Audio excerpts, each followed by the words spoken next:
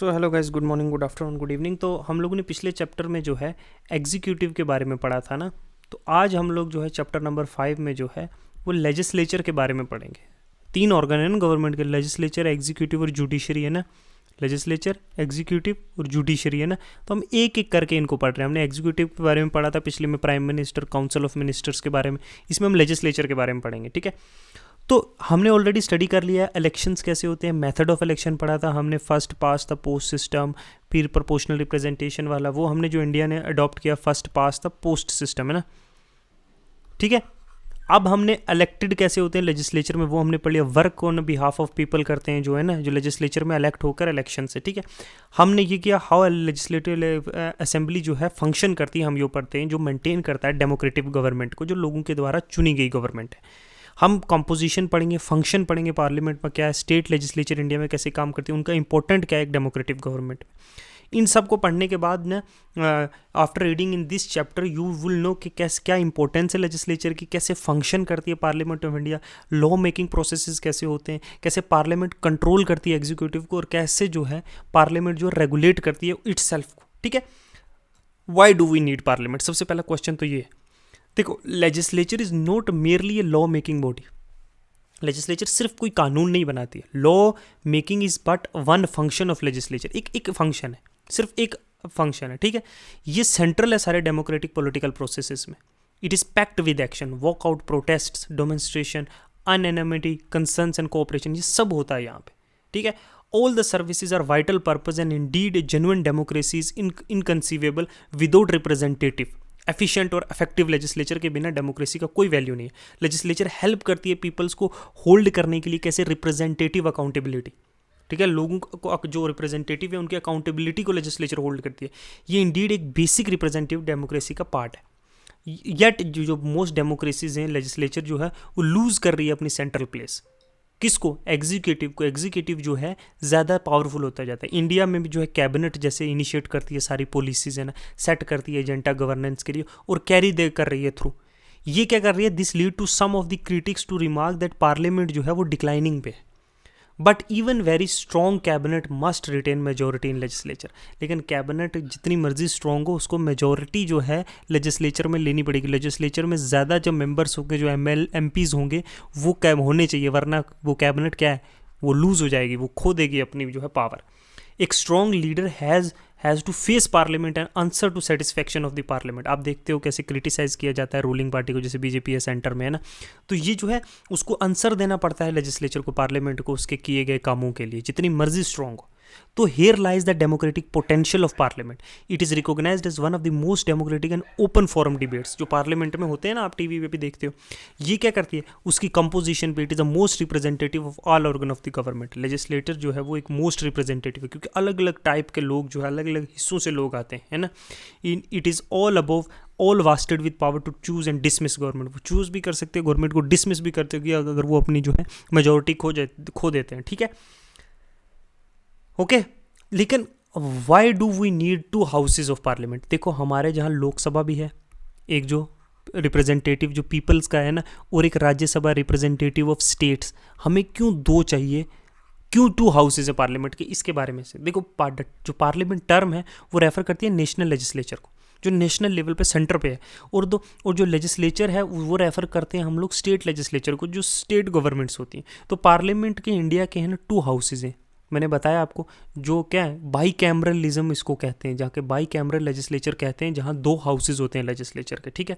ये 2 हाउसेज कौन से? एक है काउंसिल ऑफ स्टेट, जिसको राज्यसभा भी कहते हैं, और एक है हाउस ऑफ पीपल, लोगों का, जिसे हम लोकसभा भी कहते हैं। कॉन्स्टिट्यूशन ने जो है स्टेट्स को एक ऑप्शन दिया कि एस्टेब्लिश करने के लिए आइदर यूनिकैमरल और बाई कैमरल, कि स्टेट्स को ऑप्शन है कि वो 2 हाउसेज भी रख सकते हैं अपनी स्टेट में, या यूनिकैमरल 1 हाउस भी रख सकते हैं लेजिस्लेचर में, है ना, ठीक है। एट प्रेजेंट सिर्फ 6 स्टेट्स में जो है वो बाई कैमरलिज्म है, मतलब 2 है, एक लोअर हाउस है, एक अपर हाउस है, ठीक है। वो कौन कौन सी हैं? आंध्र प्रदेश, बिहार, कर्नाटका, महाराष्ट्र, तेलंगाना और Uttar Pradesh, okay. Now let's move on to next one, कि country with large size and much diversely usually prefer to have 2 houses for national legislature to give representation to all section of society, to given representation to all geographical regions and part of the country. देखो, ज़्यादातर जो बड़ी countries होती है ना, जहाँ पे बहुत ज़्यादा डाइवर्सिटी होती है, तो वहाँ सभी सेक्शंस को जो है क्या हिस्सा देने के लिए पार्लियामेंट में ज़्यादातर 2 हाउसेज होते हैं, ठीक है। बाई कैमरलिज्म होता है वहाँ पे, ठीक है। बाई कैमरल लेजिस्लेशन में वन मोर एडवांटेज है कि bicameral legislation make it possible to have every decision reconsider. देखो जब बिल लोकसभा से राज्यसभा में जाता है ना, तो क्या करना है, डिसीजन को रिकन्सिडर करने का ऑप्शन देता है। हर डिसीजन पे one house goes to other house for it decision, एक हाउस दूसरे हाउस के पास डिसीजंस के लिए जाता है। इसका मतलब कि हर बिल और पॉलिसी जो है वो 2-2 बार डिस्कस होती है। ये इंश्योर करता है एक डबल चेक हर मैटर में। Even one house take a decision in hasty, अगर एक हाउस जल्दी में भी डिसीजन ले लेगा तो दूसरा हाउस जो है उसे डिस्कस करेगा और रिकन्सिडर करेगा क्या पॉसिबिलिटी कि ये सही है गलत है, ठीक है। ठीक है, तो राज्यसभा जो है, हम सबसे पहले करते हैं राज्यसभा जो काउंसिल ऑफ स्टेट है। Each of the 2 houses of parliament है different basis of representation. Rajya Sabha में जो लोग रिप्रेजेंट करते हैं वो स्टेट से आते हैं, जो इनडायरेक्टली जो है इलेक्टेड बॉडी है, जो रेजिडेंट ऑफ स्टेट होते हैं, हर जगह से वो मेंबर्स इलेक्ट किए जाते हैं। कहाँ, स्टेट लेजिस्लेटिव असेंबली उन्हें इलेक्ट करके भेजती है, ठीक है, राज्यसभा में, ठीक है। We can imagine 2 different principles of representation. यहाँ सेकंड चैम्बर जो है, one in which equal representation to all the part of the country irrespective of their size और पॉपुलेशन। चाहे कोई भी साइज या पॉपुलेशन हो, है ना, इक्वल रिप्रेजेंटेशन मिलती है सभी स्टेट्स को। We may call this symmetrical representation. On the other hand, part of the country में given representation according to their population. वहीं कुछ स्टेट्स में जो है पॉपुलेशन के बेसिस पे उनको उतनी रिप्रेजेंटेशन दी जाए। जहाँ 10 लोग हैं वहाँ 1 बंदा दिया जाएगा, जहाँ 20 लोग हैं वहाँ 2 बंदे दिए, अकॉर्डिंग टू पॉपुलेशन। तो the second method means that region और a part having larger population would have more representative in a second chamber, that region have less population. तो हमारे यहाँ ना ये वाला सेकंड मेथड है कि on the basis of population. वहीं यूएस में जो है ना 50 अगर स्टेट्स हैं तो हर स्टेट से 2 लोगों को जो है रिप्रेजेंट दिया गया है, 2 सेनेट हर स्टेट से आएंगे, ठीक है। इक्वल रिप्रेजेंटेशन दी है सबको, चाहे उसका एरिया बड़ा हो, पॉपुलेशन ज़्यादा हो, कुछ भी हो, ठीक है। तो ये यूएसए का। इंडिया का अलग है, और इंडिया को पॉपुलेशन बेस पे जो है लार्जर जितनी पॉपुलेशन है ज़्यादा रिप्रेजेंटेटिव, जैसे उत्तर प्रदेश है, कम पॉपुलेशन है जैसे सिक्किम है तो उसको 1 ही सीट दिया राज्यसभा में, वहीं उत्तर प्रदेश को 31 सीटें दी। तो इस तरीके से तो राज्यसभा जो है वो 6 साल के लिए टर्म के लिए इलेक्ट होता है मेंबर, है ना, और वो री इलेक्ट भी हो सकते हैं। ऑल मेंबर जो राज्यसभा गए do not complete their terms at the same time. हर जो है ना, हर राज्यसभा मेंबर सेम टाइम पे नहीं अपनी जो है ड्यूरेशन कंप्लीट करता। हर 2 साल के अंदर जो है, जो क्या होता है, एवरी 2 ईयर्स 1/3 1/3 मेंबर जो है रिटायर हो जाते हैं, समझे। ये क्या है, कॉन्टिन्यूस चैम्बर, ये कभी डिसॉल्व नहीं होता लोकसभा की तरह, ठीक है, ये हमेशा चलता रहता है, ओके। राज्यसभा में, ठीक है, 12 देखो इलेक्टेड मेंबर तो हो गए, डायरेक्टली रिप्रेजेंट जो सिंगल ट्रांसफर वोट की जो लेजिस्लेचर असेंबली जिनको नॉमिनेट करेगी। 12 नॉमिनेटेड मेंबर्स भी होते हैं, प्रेसिडेंट इन्हें नॉमिनेट करता है, ठीक है। ये नॉमिनेटेड मेंबर जो है among the person who have made their mark in the fields of literature, science, art या सोशल सर्विसेज। जैसे सचिन तेंदुलकर को किया था नॉमिनेट, है ना, क्योंकि उन्होंने एक्सपोर्ट में एक्सेल किया था, या किसी बॉलीवुड एक्टर्स या ना सिनेमा में एक्सेल किया होगा, या कोई और गोल्ड मेडलिस्ट या कुछ ऐसे लोग जो या कोई साइंटिस्ट या कोई सोशल वर्कर, है ना, ऐसे लोगों को जो है इलेक्ट किया जाता है जो नॉमिनेटेड मेंबर होते हैं। फिर हम आते हैं लोकसभा पे। देखो लोकसभा जो है ना वो रिप्रेजेंटेटिव ऑफ पीपल है, जो डायरेक्टली हम लोग जिन्हें अपॉइंट करते हैं लोकसभा इलेक्शंस में एवरी 5 ईयर्स में, ठीक है। ये जो है ये कंटिन्यूस चैम्बर नहीं है, ये डिसॉल्व हो जाता है 5 ईयर्स में, या फिर उससे पहले भी डिसॉल्व हो सकता है अगर क्या है, अगर जो मेजोरिटी पार्टी है वो अपनी मेजोरिटी खो दे तो, ठीक है।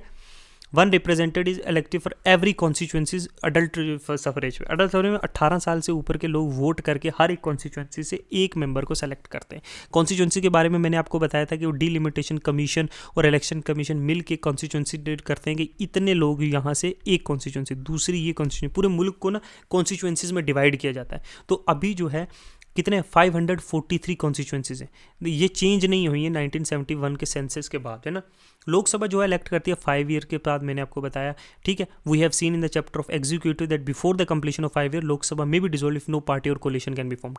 अगर कोई पार्टी या कोलिशन नहीं फॉर्म होगी तो लोकसभा जो है डिसॉल्व भी हो सकती है। प्रेसिडेंट की एडवाइस पे जो है, प्राइम मिनिस्टर की एडवाइस पे प्रेसिडेंट भी इसको डिसॉल्व कर सकता है लोकसभा, और फ्रेश इलेक्शन करवा सकता है। Why does the parliament do, what does parliament क्या करती है। देखो अपार्ट फ्रॉम लॉ मेकिंग जो है ना, पार्लियामेंट जो है इंगेज है मेनी अदर फंक्शंस। जैसे लेजिस्लेटिव फंक्शन है, पार्लियामेंट इनेक्ट करती है लेजिस्लेशंस कंट्री के लिए, despite chief law making body, है ना, despite being the chief law. Parliament जो often merely approve legislation, actual task जो ड्राफ्टिंग का बिल होता है वो ब्यूरोक्रेसी करती है। ये सिर्फ एक लॉ पास कर देती है, उस लॉ के आगे जो फंक्शन है डिफरेंट स्टैटरा में, वो जो है ब्यूरोक्रेसी करती है, ठीक है। No major bill is introduced in the parliament without the approval of cabinet, और कैबिनेट के बिना अप्रूवल के कोई भी बिल पार्लियामेंट में जो है इंट्रोड्यूस नहीं होता। कैबिनेट को किसकी होती है, रूलिंग पार्टी की, ठीक है। तो इस तरह के कंट्रोल करता है एग्जीक्यूटिव को, एग्जीक्यूटिव से क्वेश्चन करता है, उनकी अकाउंटेबिलिटी करता है। अगर कोई जो वाइटल फंक्शन है पार्लियामेंट के, वो एग्जीक्यूटिव को ओवर स्टेप करने से रोकता है उसकी अथॉरिटी से, रिस्पॉन्सिबिलिटी उनकी पीपल के अकॉर्डिंगली, ठीक है। फाइनेंशियल फंक्शंस देखता है, जो गवर्नमेंट ने कितना पैसा स्पेंड किया है, किस किस मैटर पे किया, उनसे पूछा जाता है ना। और ईयरली बजट पास होते हैं, टैक्सेशन है ना, गवर्नमेंट की रेजिंग जो होती है मनी की थ्रू टैक्सेशन, वो कैसे हुई है, कंट्रोल करती है टैक्सेशन पावर थ्रू लेजिस्लेशन की, है ना। न्यू टैक्स लॉज इंट्रोड्यूस करती है ना। तो इस तरीके से कितना मनी जो है गवर्नमेंट ने स्पेंड किया उसके बारे में देखती है। तो all this kinds of things जो है वो क्या करती है, is a supreme law making authority of India. Budget पे डिस्कस होती है, एनुअल फाइनेंशियल स्टेटमेंट्स जो है वो कहाँ पास होती है, लेजिस्लेचर में ही तो पास होती है।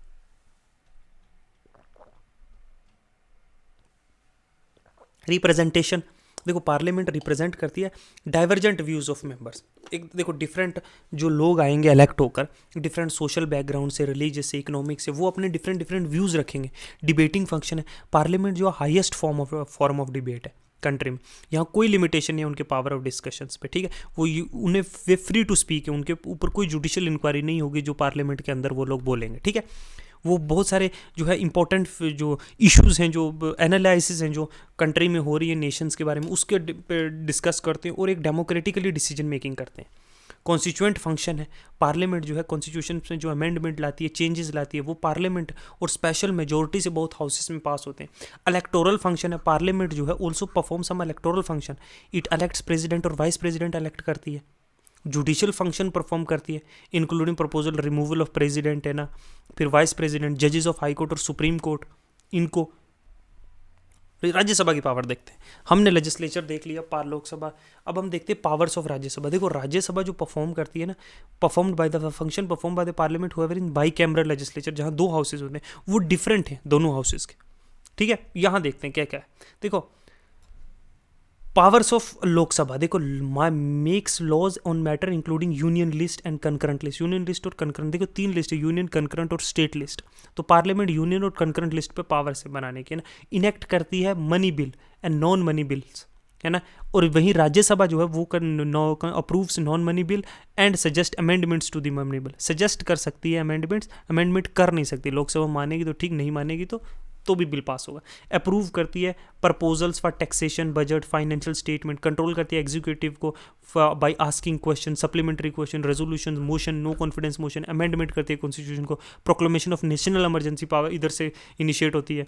फिर president, vice president, supreme court के जजेस, हाई कोर्ट के जजेस को इलेक्ट करने में मदद करती है। वेरियस कमेटी एंड कमीशन जो है जो रिपोर्ट्स कंसिडर करती है उनके। वहीं राज्यसभा जो क्या करती है, एक्सरसाइज अप्रूव करती है कॉन्स्टिट्यूशनल अमेंडमेंट बिल को, है ना। एक्सरसाइज करती है कंट्रोल एग्जीक्यूटिव को by asking question, introducing motion and resolution के थ्रू। अच्छा, ये भी पार्टिसिपेट करती है president, vice president, supreme court, high court के जजेस को जो है रिमूव करना हो या उन्हें जो है रिमूवल के लिए हेल्प करती है, इनिशिएट करती है procedure for removal of vice president. का जो रिमूवल है वो सिर्फ राज्यसभा से ही इनिशिएट हो सकता है, लोकसभा से नहीं होगा। Can give union parliament power to make laws on matter of state list. तो यूनियन जो लोकसभा को पावर दे सकती है, पार्लियामेंट को पावर सिर्फ राज्यसभा ही दे सकती है वो स्टेट लिस्ट में बनाने के लिए। अगर स्टेट लिस्ट का कोई भी कानून राज्यसभा पावर नहीं देगी तो नहीं बना सकती, सिर्फ स्टेट ही बना सकती, पार्लियामेंट फिर नहीं बना पाएगी, ठीक है। स्पेशल पावर्स राज्यसभा के पास है, ठीक है। जैसे स्पेशल पावर क्या है, जब स्टेट्स में जो है, स्टेट का अगर किसी लिस्ट पे पार्लियामेंट का मन है कानून बनाने का, तो बिना अप्रूवल के राज्यसभा के वो कानून नहीं बना सकती। वाइस प्रेसिडेंट को अगर रिमूव करना है अपने ऑफिस से, तो उसका जो रेजोल्यूशन है या मोशन जो पास होगा वो सिर्फ अगर इनिशिएट करेगी राज्यसभा तो ही हो सकता है, नहीं तो नहीं हो सकता, है ना। राज्यसभा क्रिटिसाइज कर सकती है गवर्नमेंट को, लेकिन राज्यसभा गवर्नमेंट को रिमूव नहीं कर सकती, वो लोकसभा के पास पावर है, ठीक है। इस तरीके से जो है डिफरेंट पावर्स हैं लेजिस्लेचर के पास, ठीक है। ये राज्यसभा के मेंबर जो है ये इलेक्ट किए जाते हैं एमएलएज के द्वारा और नॉट डायरेक्टली बाय पीपल, ठीक है। ये एक डेमोक्रेटिक फॉर्म है जहां अडॉप्ट किया जाए कॉन्स्टिट्यूशन ने, ठीक है। नॉन मनी बिल्स जो हैं उसमें इक्वल पावर है राज्यसभा के पास, मनी बिल में नहीं है, ठीक है। मनी बिल में सिर्फ जो है राज्यसभा जो है एडवाइस कर सकती है या फिर जो अमेंडमेंट नहीं कर सकती। राज्यसभा मानेगी उन कंसिडरेशन को, लोकसभा तो ठीक है, नहीं मानेगी तो वो बिल वैसे का वैसा पास होगा। लेकिन नॉन मनी बिल में कॉन्स्टिट्यूशनल अमेंडमेंट में या इम्पीचमेंट ऑफ प्रेसिडेंट में या रिमूवल ऑफ वाइस प्रेसिडेंट में जो पावर्स हैं लोकसभा और राज्यसभा की वो को इक्वल है, मतलब इक्वल्स हैं, ठीक है। अब पढ़ते हैं how does the parliament makes law. Parliament कैसे लॉ बनाती है। एक डेफिनेट प्रोसीजर जो है ना, प्रोसेस फॉलो किया जाता है लॉ मेकिंग के लिए, ठीक है, जो कॉन्स्टिट्यूशन में मेंशन्ड है, ठीक है। ये देखो यहाँ से हम पढ़ेंगे। देखो सबसे पहले क्या है, एक बिल बिकम्स लॉ कब बनता है, देखना इधर चलो कि committee bill send to the committee, house में भी देखो पीपल उन्स पुट दिया, एक बिल है ना उसको इंट्रोड्यूस किया जाएगा हाउसेज में in case of non money bill. Non money bill के बारे में हम डिस्कस करते हैं, ठीक है। वो क्या है, नॉन मनी बिल वो कमेटी के पास भेजा जाएगा, ठीक है। जब कमेटी जो है उस पर डिस्कस करेगी, है ना, वो डिस्कस इन हाउस इटसेल्फ, और या तो हाउस में डिस्कशन होगी उस बिल पे या बिल कमेटी के पास भेजा जाएगा, वो इस पर इंक्वायरी करेगा। फिर कमेटी अपनी रिपोर्ट देगी और हाउस में और may not accept this report. फिर जो है एक डिटेल डिस्कशन होगी इस बिल पे, फिर जाकर फर्स्ट रीडिंग में नहीं, सेकंड रीडिंग में, ठीक है। फिर हाउस या तो एक्सेप्ट करेगा, रिजेक्ट करेगा, है ना। हाउस अगर एक्सेप्ट करेगा तो बिल जो है सेकंड अदर हाउस में जाएगा। फॉर एग्जांपल राज्यसभा में अगर बिल स्टार्ट हुआ तो लोकसभा में जाएगा, और लोकसभा में स्टार्ट हुआ है तो बिल राज्यसभा में जाएगा। फिर अदर हाउस या तो अप्रूव कर सकता है या रिकमेंडेशन दे सकता है ना। अगर अप्रूव करेगा तो क्या है, बिल जो है प्रेसिडेंट के पास जाएगा और प्रेसिडेंट उस पर सिग्नेचर करेगा, बिल लॉ बन जाएगा। नहीं अप्रूव करेगा तो बिल वापस कहाँ राज्यसभा में आ जाएगा। फिर दोनों की जॉइंट सीटिंग होगी। In case of ordinary bill में बता रहा हूँ मैं, ठीक है। जॉइंट सीटिंग के बाद अगर फैसला आएगा तो जाके बिल प्रेसिडेंट के साथ आ जाएगा। अब प्रेसिडेंट उसको एक्सेप्ट करेगा तो लॉ बनेगा, नहीं एक्सेप्ट करेगा और वापस कंसिडरेशन के भेजेगा तो अगर वापस कंसिडरेशन के बाद जो है प्रेसिडेंट के पास आएगा, प्रेसिडेंट को एक्सेप्ट करना पड़ेगा। अगर बिल दोनों नहीं करता, बिल पॉकेट वेटो यूज़ करके बिल को रख देता है वहीं पर, तो बिल लॉ नहीं बनेगा, वहीं पड़ा रहेगा। अगर बिल पे सिग्नेचर हो गए तो बिल जो है कानून बन जाता है, लॉ बन जाता है, ठीक है। ये प्रोसेस है एक ऑर्डिनरी बिल जो है लोकसभा में पास होने, ठीक है। अब टाइप्स ऑफ बिल देखो, बिल ना एक तो गवर्नमेंट बिल होते हैं, जो है जो रूलिंग पार्टी, जो मेजोरिटी पार्टी है उसके जो है मिनिस्टर्स जो है जिस बिल को जो है इनिशिएट करते हैं लोकसभा में, वो होता है, या राज्यसभा में वो होता है government bill. Private member bill क्या होता है, अपार्ट फ्रॉम जो है काउंसिल ऑफ मिनिस्टर्स, है ना, जो बिल आता है वो क्या है, प्राइवेट मेंबर्स बिल है। नॉन मनी बिल होता है दो, एक ऑर्डिनरी बिल होते हैं जो ऑर्डिनरी कॉन्स्टिट्यूशनल लॉज के रिलेटेड होता है, एक कॉन्स्टिट्यूशनल अमेंडमेंट बिल होता है जिसमें इक्वल पावर होती है राज्यसभा की। मनी बिल जो है वो रिलेटेड टैक्स, है ना, इन चीज़ों के होता है ना, रिलेटेड फाइनेंसेस, है ना। मनी बिल भी अभी डिफरेंट टाइप्स होते हैं, एक फाइनेंशियल बिल होता है, एक मनी बिल एक और सेकंड टाइप का होता है। इसमें राज्यसभा के पास इतनी पावर्स नहीं होती। राज्यसभा मेयरली डिस्कस कर सकता है बिल को और बिल को पास करना पड़ेगा, ना ही बिल को रिजेक्ट कर सकता है और ना ही इसमें जॉइंट सीटिंग होती है, ठीक है। कॉन्स्टिट्यूशनल बिल में भी जॉइंट सीटिंग नहीं होती है। नेक्स्ट चलते हैं। तो इस तरीके के इन डिफरेंट टाइप्स के जो बिल्स होते हैं, इसकी बिल के बारे में हम लोग आगे डिस्कशन में करेंगे कैसे बिल पास होते हैं, ठीक है। अब देखो इलेक्टोरल प्रपोजल रूलिंग पार्टी और approval 18 to 21 years large number of को discussion of bill takes place in a committee. ऐसे ऐसे बिल जो है मैंने आपको ऊपर बताया पूरी डिस्कशन कैसे होता है, ठीक है। जब बिल दोनों हाउसेज में पास हो जाता है तो अब आर्टिकल 9 स्पेशल प्रोसीजर, जो आर्टिकल 109 एक स्पेशल प्रोसीजर देता है मनी बिल को पास करने के लिए। Money bill shall not be introduced in the council of state, मतलब मनी बिल जो है राज्यसभा में इंट्रोड्यूस नहीं हो सकता। मनी बिल सिर्फ लोकसभा में इंट्रोड्यूस होगा, और मनी बिल लोकसभा जब पास करेगी तो राज्यसभा के पास जाएगा मनी बिल। राज्यसभा जो है मनी बिल को या तो पास कर सकती है, रिकन्सिडरेशन के लिए भेज सकती है, लेकिन अगर पर लोकसभा दोबारा से मनी बिल को राज्यसभा में भेजे तो राज्यसभा को पास करना ही पड़ेगा। बिल में अमेंडमेंट राज्यसभा नहीं कर सकती, जॉइंट सीटिंग नहीं होती मनी बिल के केसेस में। लोकसभा में ही बिल का जो है पावर है। अगर लोकसभा में मनी बिल पास नहीं होता है तो confidence of government is not, तो सरकार गिर सकती है। ये भी याद रखना एक इंपॉर्टेंट स्टेप है कि लोकसभा में जो है, क्योंकि मेजोरिटी नहीं प्रूफ होगी, क्योंकि मनी बिल में जो है। How does parliament control the executive, parliament executive को कैसे कंट्रोल करता है। देखो पार्लियामेंट जो डेमोक्रेसी है ना, वहाँ एग्जीक्यूटिव जो ड्रा करती है फ्रॉम द पार्टीज और collision of parties that majority in Lok Sabha. तो मैक्सिमम या तो पार्टी मेजोरिटी में हो या नहीं है तो दूसरी पार्टी से मिलकर जो है वो कोलिशन बनाकर एक सरकार बनाते हैं, ठीक है। वो सरकार से जो है एग्जीक्यूटिव होते हैं, ठीक है, चूज होते हैं, ठीक है। अब देखो it is not difficult for executive to exercise unlimited और arbitrary power with the majority of party. अब जो लोकसभा में मेंबर्स हैं, मेजोरिटी जो है वो क्या है, रूलिंग पार्टी की है ना, तो ये इनके लिए इतना डिफिकल्ट नहीं है कि इन लोगों को ये ओवरशैडो कर दें, है ना।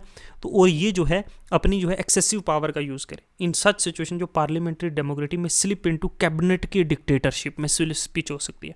तो cabinet lead to house merely follow only if parliament is active and vigilant can it keep regular and effective check on executive.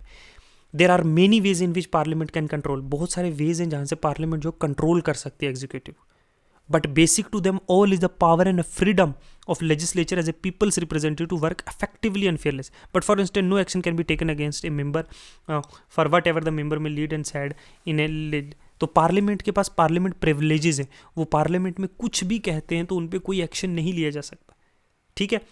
तो क्या कर दिस प्रोसीडिंग जो जुडिशियल नहीं लिया जाता, पार्लियामेंट अपने अगर ब्रीच ऑफ प्रिविलेजेस होगा हाउस का तब तो एक्शन ले सकता है ना, स्पीकर ऑफ द हाउस।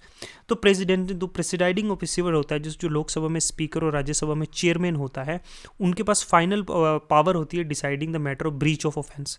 तो main purpose of such privileges is to enable the member of legislator to represent the people and exercise effective control over legislator.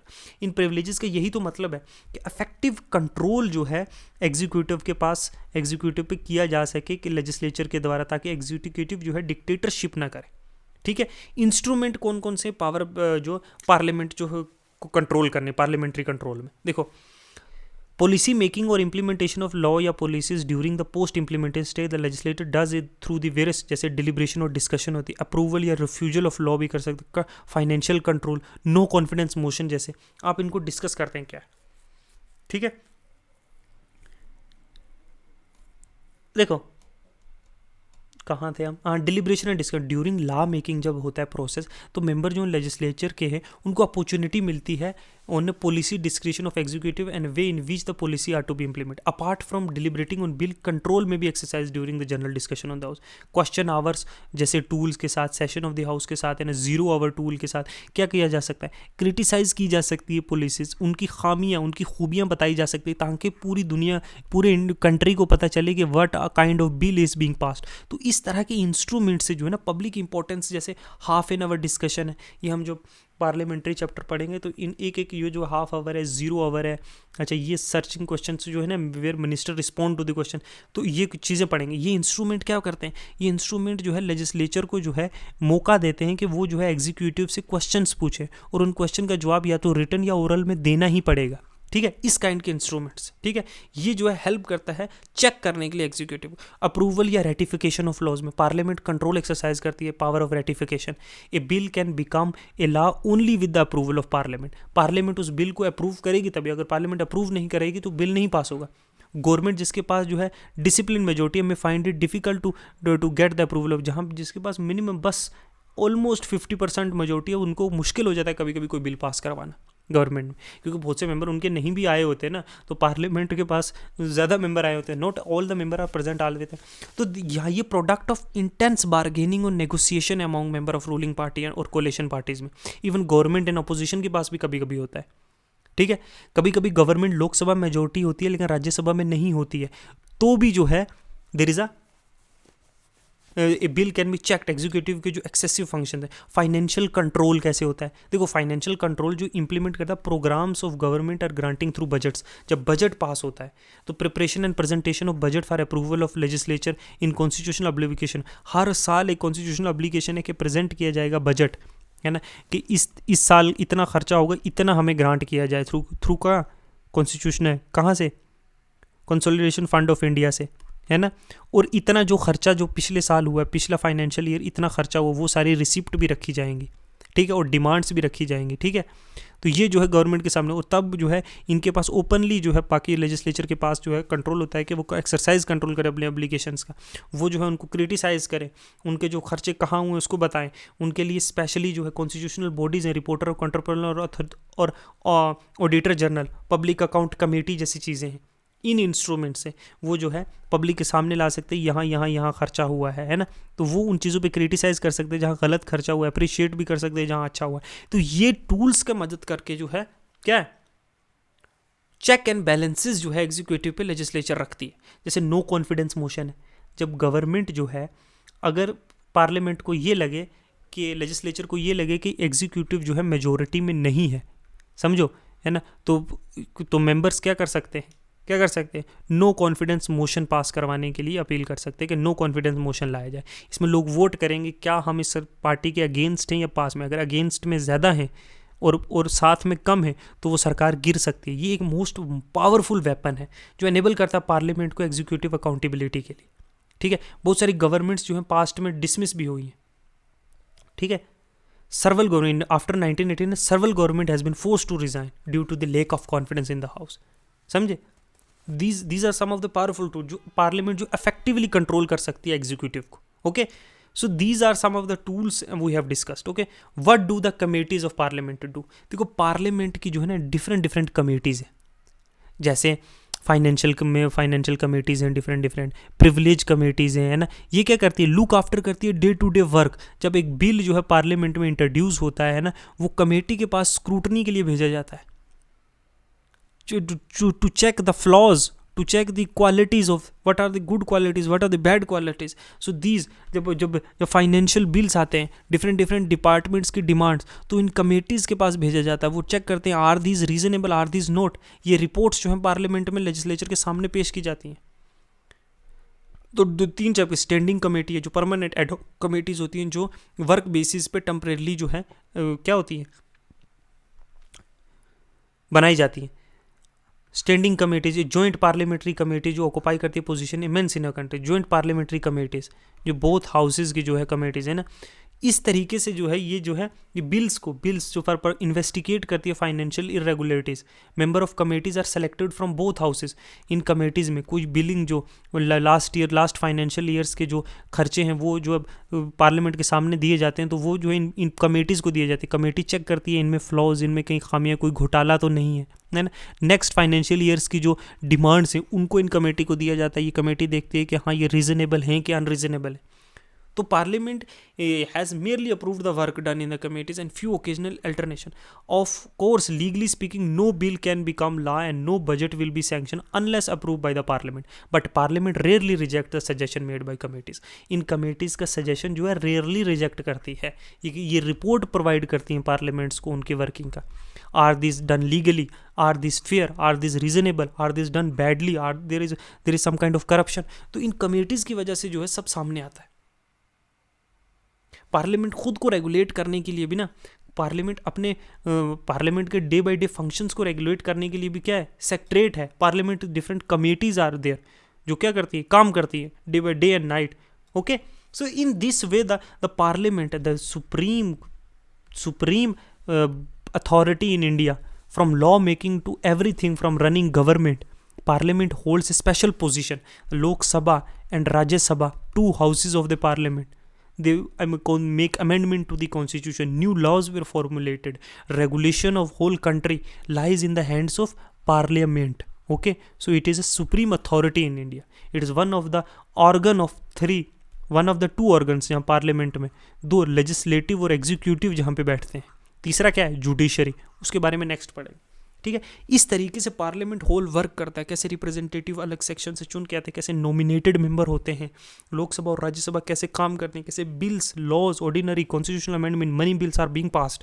So in this way the whole structure works. It is one of the very important unit. Okay, what kind of instruments are used? You have to at least read 2 to 3 times this unit over and over again by line and by line. Okay, I have just provided a mere summary of this unit. Okay, when you will read to first time, you will read second time, you will read third time, and then you will get a clear picture in your mind how the parliament works, how different functions are being performed, what committees do, what is standing committee, what is ad hoc committee. So all these things will clear your pictures in mind about the government, how the functions in our country. Okay,